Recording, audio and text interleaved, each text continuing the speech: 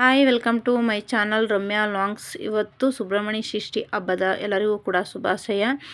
ಇವತ್ತು ಸಿಂಪಲ್ಲಾಗಿ ನಾನು ಒಂದು ಸ್ವಲ್ಪ ವಿಡಿಯೋ ಮಾಡಿದ್ದೀನಿ, ಜಾಸ್ತಿ ಏನು ಲಾಂಗಾಗೂ ಮಾಡ್ಕೊ ಹೋಗಿಲ್ಲ.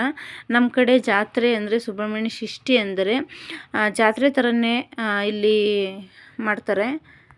ಆ ದಿನ ಒಂದು ಸ್ವಲ್ಪ ವಿಡಿಯೋ ಮಾಡ್ಕೊಂಡಿದ್ದೀನಿ. ಆ ದಿನ ಬನ್ನಿ ಹೇಗೆ ಆಚರಿಸ್ತಾರೆ ಅಂತ ತೋರಿಸ್ತೀನಿ. ಅದಕ್ಕಿಂತ ಮುಂಚೆ ನನ್ನ ಚಾನಲ್ ಸಬ್ಸ್ಕ್ರೈಬ್ ಆಗಿಲ್ಲ ಅಂದರೆ ಸಬ್ಸ್ಕ್ರೈಬ್ ಮಾಡ್ಕೊಂಡು ನೋಡಿ. ಇದೇ ಸುಬ್ರಹ್ಮಣ್ಯೇಶ್ವರ ದೇವಸ್ಥಾನ. ಇಲ್ಲಿ ಒಳಗಡೆಯಿಂದ ಹೋಗಬೇಕು. ಇಲ್ಲಿ ಲೈನ್ ಪ್ರಕಾರ ನಿಂತ್ಕೋಬೇಕು, ಕ್ಯೂ ಇದೆ. ಟಿಕೆಟು ಕೂಡ ಹಬ್ಬದ ದಿನ ಟಿಕೆಟು ಕೂಡ ತಗೋತಾರೆ.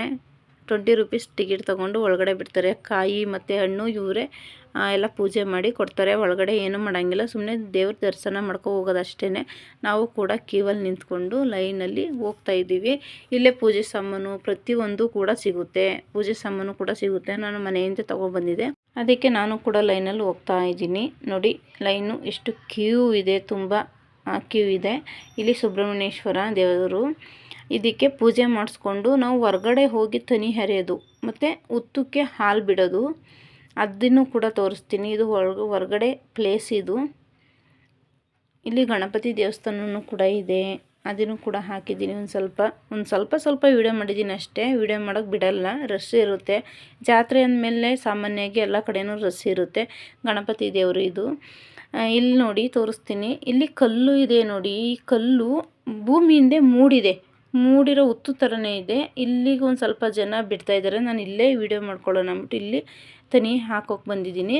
ಮತ್ತು ನೆಕ್ಸ್ಟ್ ಇನ್ನೊಂದು ಕಿವಿದೆ, ಅದರಲ್ಲಿ ಹುತ್ತ ಮತ್ತು ನಾಗರ ಕಲ್ಲು ಅದಿದೆ. ಅಲ್ಲಿಗೆ ಹೋಗೋಕ್ಕಾಗಲಿಲ್ಲ, ಅದಕ್ಕೆ ನಾನು ಇಲ್ಲೇ ತನಿ ಹರಿದಿದ್ದೀನಿ.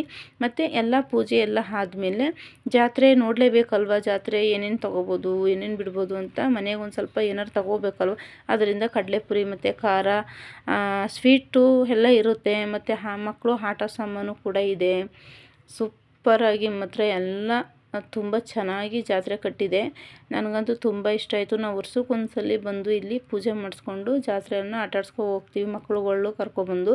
ಆದರೆ ಮಕ್ಕಳು ಕರ್ಕೊಬಂದಿಲ್ಲ ಇವತ್ತು, ನಾನೇ ಕೂಡ ಬಂದಿದ್ದೀನಿ. ನೋಡಿ ಬಳೆಗಳು ಮತ್ತು ಎಲ್ಲ 60 ರೂಪಾಯಿ 70 ರೂಪಾಯಿ ಬಳೆಗಳು, ಮತ್ತು ತುಂಬ ಕಮ್ಮಿ ಚೀಪ್ ರೇಟಲ್ಲಿ ಸಿಗುತ್ತೆ ಇಲ್ಲಿ.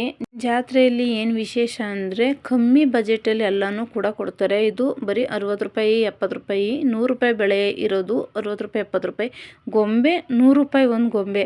ಬೇರೆ ಕಡೆ ತಗೊಂಡ್ರೆ 150 ರೂಪಾಯಿ 200 ರೂಪಾಯಿ 300 ರೂಪಾಯಿ ಆ ಥರ ಕೊಡ್ತಾರೆ. ಇಲ್ಲಿ ನೋಡಿ ದಿಂಡನ ಬಳೆ ಅಂತ ಇಲ್ಲಿ ಒಬ್ಬರು ಆಂಟಿ ಹಾಕ್ತಾ ಇದ್ದಾರೆ. ಎಲ್ಲ ಜಾತ್ರೆ ಬಂದವರೆಲ್ಲ ಮುತ್ತೈದೆಯಾಗಿ ಬರ್ತಾರಲ್ಲ, ಅವರೆಲ್ಲ ಬಳೆ ತೋಡ್ಸ್ಕೊಂಡು ಹೋಗ್ತಾರೆ. ನನಗೂ ತುಂಬ ಇಷ್ಟ ಆಯಿತು. ನಾನಂತೂ ಹಾಕಿಸ್ಕೊಳ್ಳಲ್ಲ ಬಳೆನ, ನಾವು ಸಿಂಪಲ್ ಬಳೆಗಳು ಹಾಕೋತೀವಿ. ನೋಡಿ ಜಾತ್ರೆ ಫುಲ್ಲು ಜಾತ್ರೆನೇ ಇವತ್ತಂತೂ ಸಿಕ್ಕಾಪಟ್ಟ ಜನ ಬಂದಿದ್ದಾರೆ. ನನಗಂತೂ ತುಂಬ ಇಷ್ಟ ಆಯಿತು. ಗೊಂಬೆ ಅಂತೂ 100 ರೂಪಾಯಿ 150 ರೂಪಾಯಿಗೆಲ್ಲ ಸಿಗ್ತಾಯಿದೆ. ಮಕ್ಕಳ ಆಟ ಸಾಮಾನಂತೂ 100 ರೂಪಾಯಿ. ಎಲ್ಲ ಏನು ತಗೊಳ್ಳಿ ಇಲ್ಲಿ 100 ರೂಪಾಯಿ. ಮತ್ತು ಸ್ಟೀಲ್ ಪಾತ್ರೆನೂ ಇಟ್ಟರೆ, ಅದು 100 ರೂಪಾಯಿ 3 ಬಾಕ್ಸು ಆ ಥರ ಎಲ್ಲ ಇಟ್ಟವ್ರೆ. ಅದನ್ನು ವೀಡಿಯೋ ಮಾಡಿಲ್ಲ ನಾನು. ಇಲ್ಲಿ ನನಗೆ ಬೇಕಾಗಿರೋದು ಬಳೆ ಮತ್ತು ಮಕ್ಕಳು ಆಟ ಸಾಮಾನು, ಅದಂತೂ ತುಂಬ ಇಷ್ಟ ಆಯಿತು. ಜಾತ್ರೆಗೆ ಬಂದ್ವಿ, ಜಾತ್ರೆನೂ ಕೂಡ ನೋಡಿದ್ವಿ ಮತ್ತು ಪೂಜೆನೂ ಕೂಡ ಮಾಡಿಸಿದ್ವಿ.